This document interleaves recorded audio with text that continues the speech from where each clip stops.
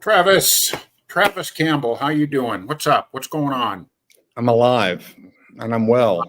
I'm And you? thrilled to hear it. I'm still in Montana, as you can see by this item here on the wall in the cabin we're staying in. It's very exciting. You don't see that in the city very often.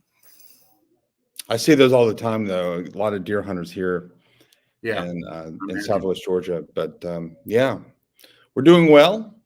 I got to give a shout out to my clay target team. We won our region championship the other day. Very cool. And so we swept one of the competitions, and it was just really nice. So I'm real proud of my boys. Good. So but besides that, I'm not. Yeah. Thank you. Besides that, I don't have a whole lot going on. I delivered a paper 2 weeks ago at a conference, as you know, and yeah, good. So, anyways, doing well. Well, for everybody, this is Travis and Ross, and this is Notes On, and we try to do Christ on purpose here. So today we're going to talk about Panpsychism, and what is that, sir? Panpsychism is as I see it, it is still within naturalistic theory of how consciousness may work. Many people believe this. A lot of other scientists think it's wackadoodle, like you say. I think you and I both think it's wackadoodle. I think it's scientists who are acknowledging the fact that consciousness is unbelievably complex, and we haven't taken barely a single step towards understanding it, but still trying to fit it into a naturalistic framework. And it is the idea that all matter, everything in the universe is in some way, some form conscious, and then biological systems somehow arrange or aggregate those conscious molecules into my brain, which is talking to your brain right now. And I have some serious issues with it. Do you like that definition? Yes, I think that's a fair definition. Just to repeat it, everything that exists to one degree or another is conscious. And what is consciousness? It just is the idea that if something is conscious, that means it is self-aware. So I can think back on myself. So my thoughts can actually be about me. And it is on that basis that my thoughts can be about something. Right. So can we say that animals are conscious? It depends on what you mean by that. Are they self-aware, fully self-aware? Probably not. Degreed self-awareness might be appropriate. But, animals in general do not sit and think about their place in the universe. No. They just do. But you can speak of them as being aware of other things. So an animal can be about something. So that's generally what we mean when we talk about consciousness. And panpsychism is the idea that this phone, this case for my ear pods, the computer that I'm using to communicate to you, these objects have consciousness, right, on some level. I would define it a little differently. Yours may be more philosophically accurate, but I guess I think of, if you can answer the question, what is it like to be something? What is it like to be Travis? What is it like to be Ross? What is it like to be my dog? You could even say, what is it like to be the fly that is buzzing around the room right now that's driving me crazy? Do they have a sound and light show, that you wake up to every morning? Or in the case of, say, bats, do they have a show which consists of sound waves that they can send out and receive? Right. And I think some of those, insects and some of the lower animals probably don't have a self-awareness, but they do have a sound and light show that That's how I see it. And to me, I would say they are conscious. Is that fair? I think that's fair. Yeah. Yeah. So So the main problem, I have several problems with it, and of course I want to hear what you have to say. But I think, remember, you read in biology about how when we first discovered the cell, and we knew that it was there in all living things, but we had no clue of how absolutely, utterly, ridiculously complex it is. We thought it was just a little blob of protoplasm that, it did some things that were very simple. And as we discovered more and more about them, we realized they're more complex than anything we could possibly design. And this whole panpsychism thing reminds me of that. To me, it's simplifying consciousness beyond a point where it makes no sense. If you take an atom of carbon, we know that it's made up of protons and neutrons and electrons, and those are all made up of quarks and further deeper particles. But every atom of carbon, as far as we can tell, say carbon 12 or carbon 14, each of those are identical to any other carbon molecule.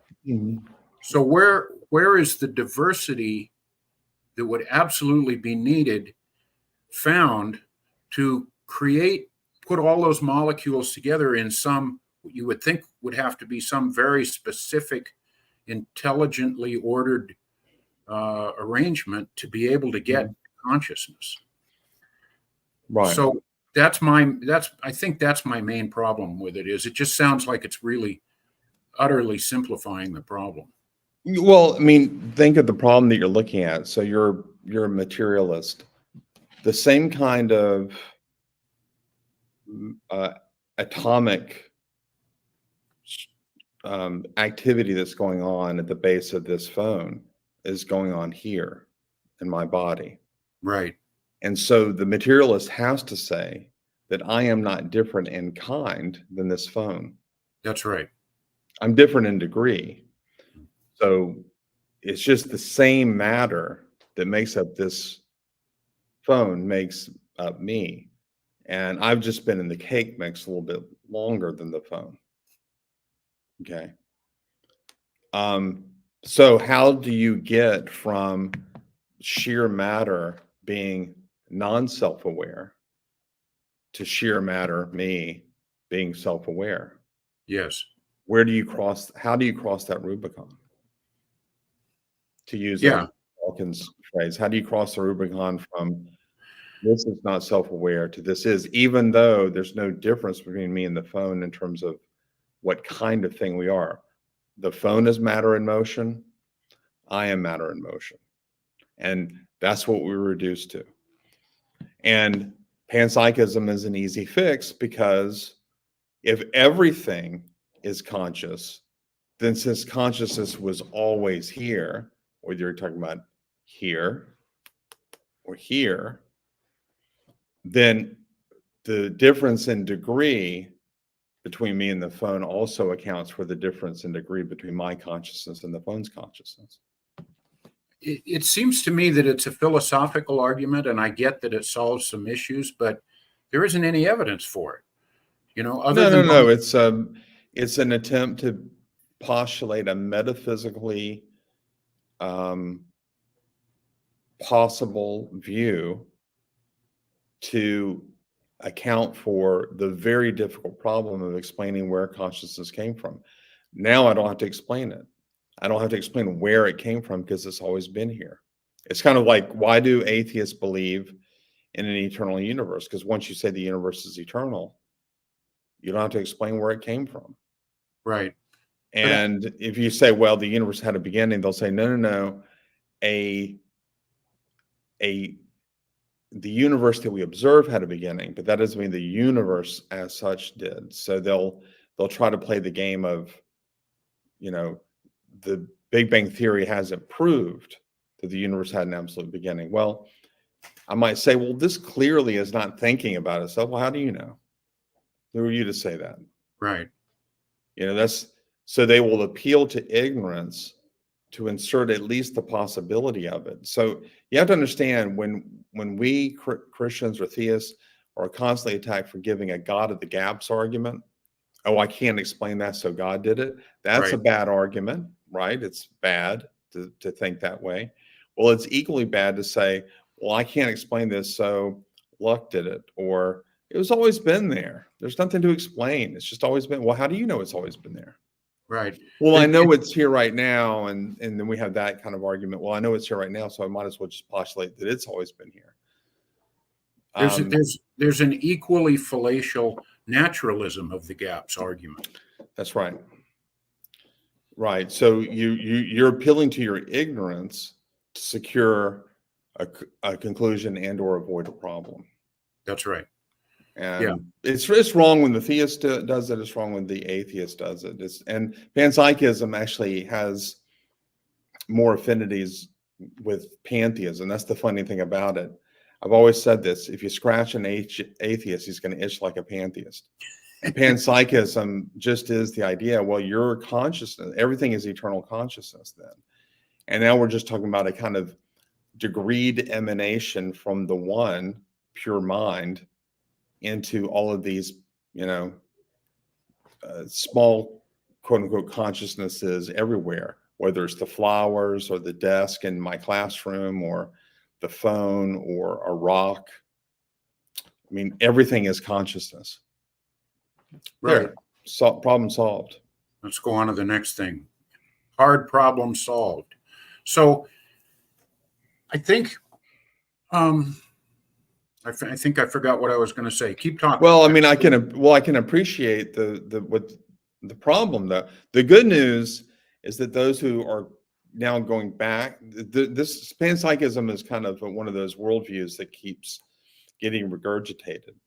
So it'll go away for a while and then people will go back to it. And I appreciate why it's kind of a thing now for a lot of your naturalists to become panpsychists, because consciousness is a really difficult issue to explain naturally. Yeah. I mean, how does this matter and motion called my brain think? Right. How's that possible? Or is self-aware, or has a memory, or feels a sense of purpose or self-awareness. It's crazy. And really what's being teed up here is either a full embracement of that, like I am conscious, and that's the pantheistic mode. And I think that more and more naturalists will go in that direction. The halfway house, though, to that would be you'll read some atheists who will say, oh, well, what's happening is the neurons at the subatomic level are going at such a speed in me to a different degree than this phone that it creates this undifferentiated stream that we're arbitrarily labeling thought.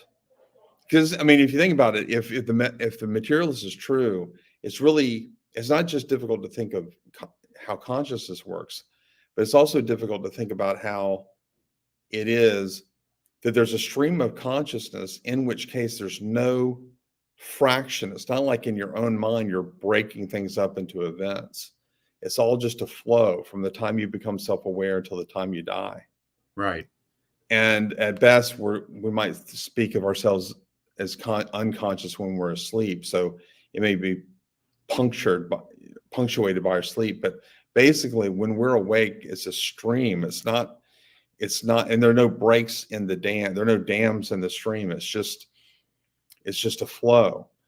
Well, if matter and motion is what really is everything at root, we wouldn't expect that either.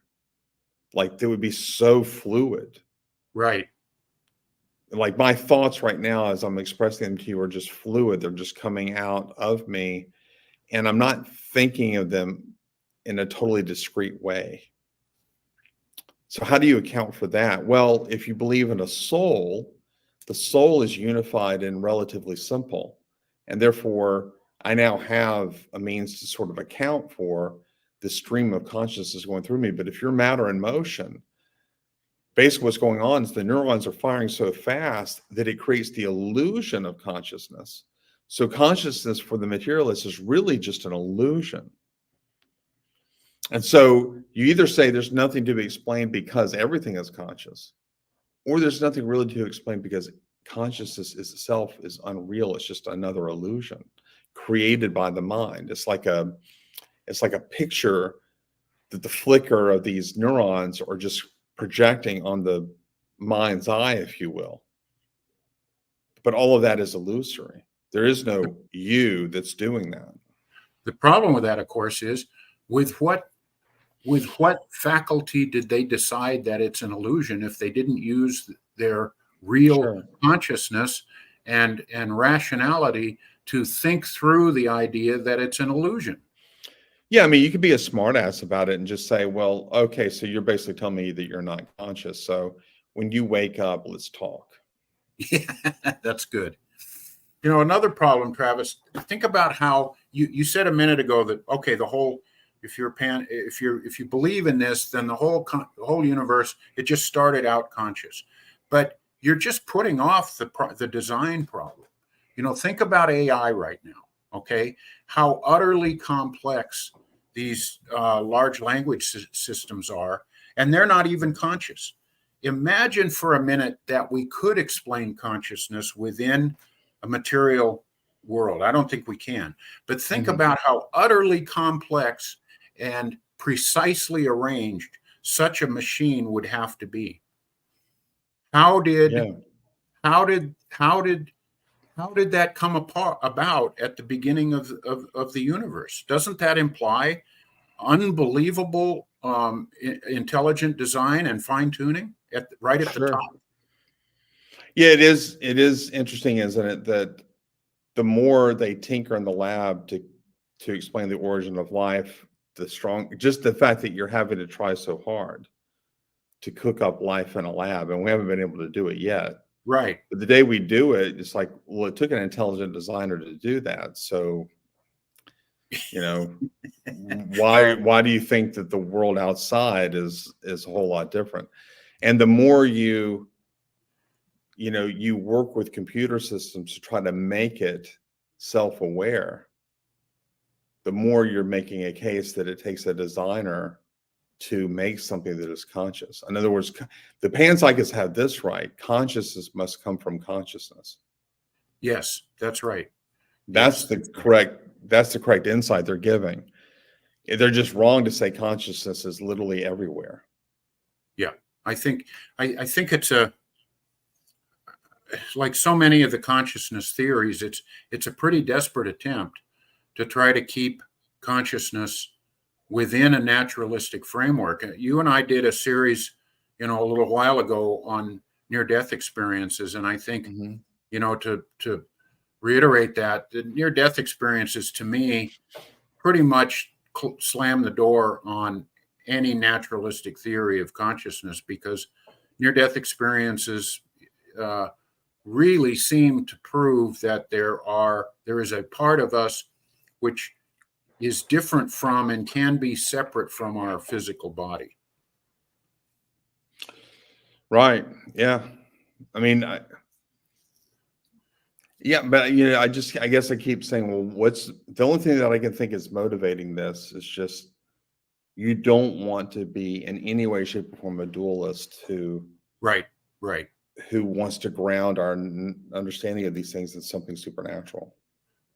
I think naturalism is so ingrained in the scientific mind that they can't imagine that it's not true. It's just a dogma. It's as much a dogma.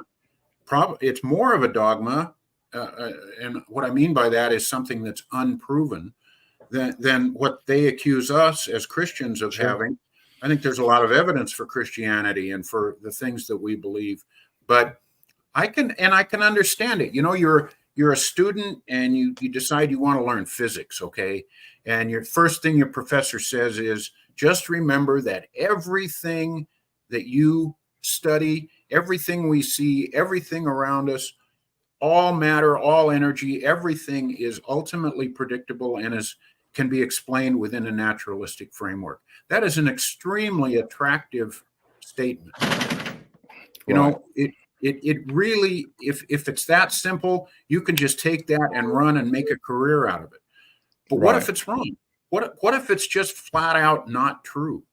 How shouldn't we prove that or study that or at least bring up problems with that idea? But a lot of scientists don't ever really question it because it's just such an attractive idea.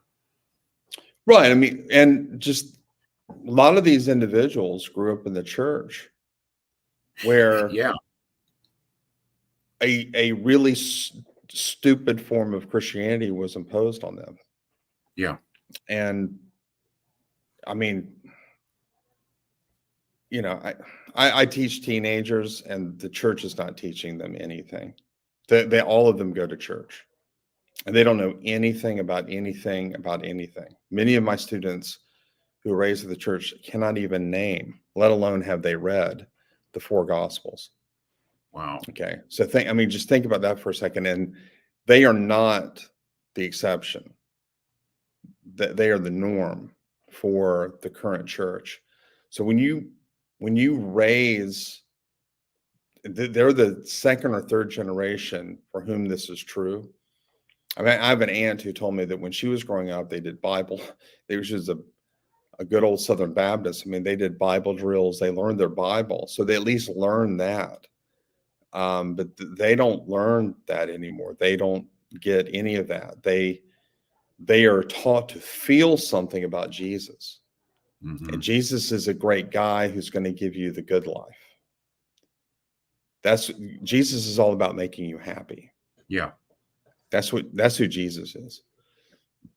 And Do you so the reason the atheists are bad is not because what they're saying is untrue or irrational. They're bad because they're trying to make me feel bad. Hmm. That's what makes atheism bad. So I think that what the church has done is it has created this monster where if you want to be rational, and the church is basically saying this, you need to be scientific, and scientific means you need to look for natural explanations for things. And if you want to feel good, however, you need to be religious. And you can actually be both, but you need to be both in such a way that your feeling and your reason are never really going to interact with each other.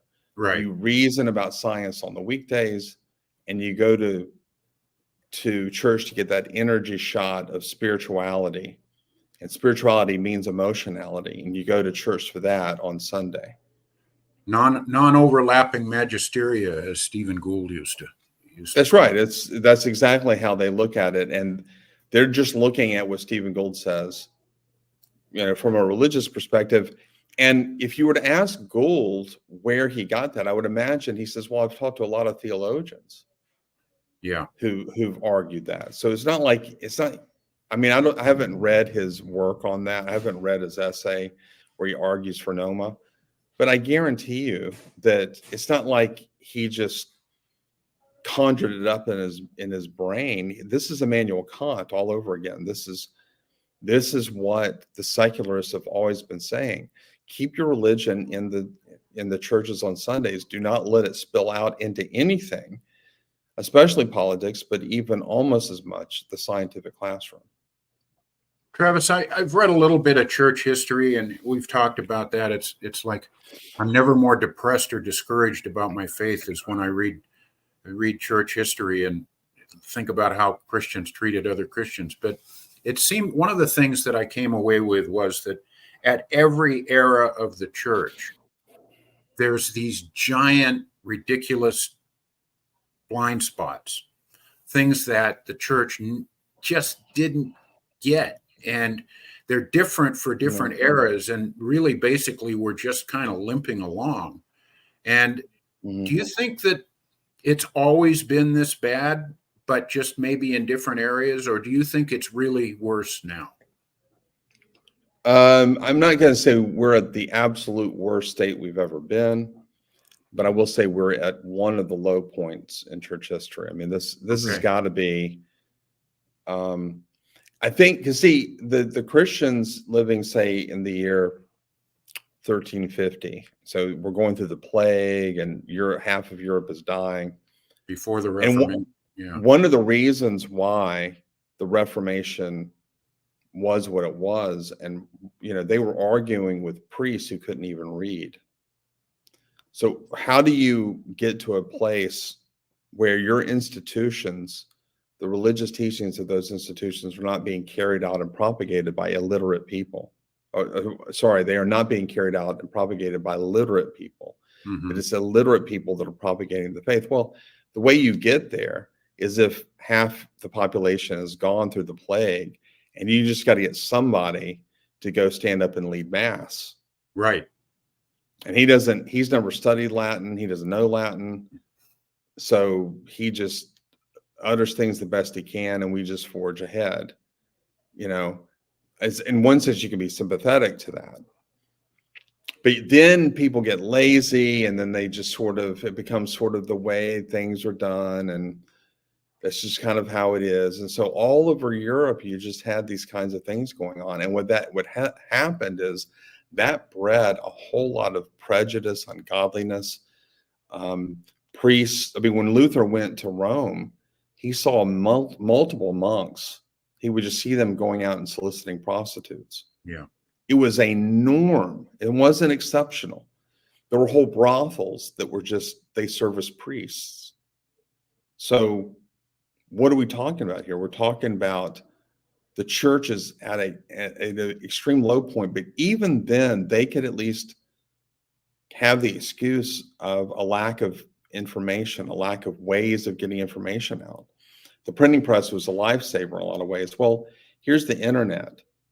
Most Christians do not use the internet to look up apologetical resources, right, and study theology and all that. They use the internet for porn, or looking up sports statistics, sure, or watching just stupid, funny videos on TikTok.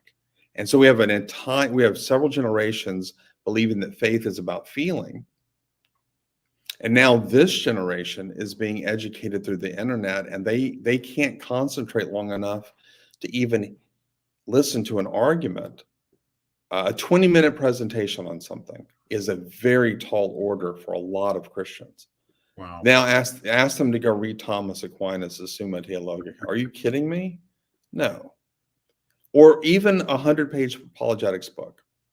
I just got a book at the conference, Ben Shaw's book, Trustworthy. I'm reading it right now. Mm-hmm. It's about the reliability of the New Testament. Fantastic book. And he's writing on a very basic level. It's not meant to be overly academic. He's not using a lot of jargon. It's a very lay level, accessible book. Most people that I know wouldn't read it. They would read the first chapter maybe, but they wouldn't work through the entire book. They just don't have the time for it. They don't have the patience for it. And that's where we are. So the reason I'm getting into all this is look at what excuse do we have? We have access to everything. We still don't know anything. Right. And isn't that a big statement about the nature of human beings? We have more access to the world's knowledge than at any time in history. And you're right. We watch stupid videos on Facebook and TikTok, and surf the internet for porn, and it's a completely, not completely, almost completely wasted resource. And one of the things that you look at church history, isn't it a testament to the fact that the Holy Spirit must continue to carry us to get us anywhere, that this whole Christian enterprise hasn't been a complete dumpster fire failure? But every generation there's a remnant of the church that carries it on, and that's very humbling to me. It is. I mean, I've said this many times, and I didn't come up with it. Peter Kreeft was giving a list of arguments against God's existence, Christianity, and one of them was Christians. Christians are one of the best arguments against Christianity. And I mean, there was an individual that we've spoken of whose name just left me. He's a fairly well-known philosopher. It's just but he recently converted. But his view of God is not what I would call Peter Goff. fully orthodox. Okay, yeah, Peter Goff. Philip Goff. Philip Goff. Philip Goff, and his views are not wholly orthodox. But I mean, who among us are wholly orthodox now? Right. Even after studying this for all these years, why can't Christians give this guy a break and just celebrate the fact that he has come to the faith and has come to realize that God exists and that Christianity is true? Why can't we celebrate that? Right. Who among us has it all right? Very few. I mean, besides me, who is there, Ross? Who is there? That's right, Travis. That's why we talk every week, so I can learn all this stuff from you. Sit at my feet. Yeah, but to go back and just sort of wrap it up, panpsychism just seems to be too easy of a solution to a very complex problem. Yeah. So, all right, Travis, I love talking to you, man. I'm talking to you, dude. Yep. And you take care. I'll see you next week. Sounds good. All right, my friend. Bye-bye. Bye-bye.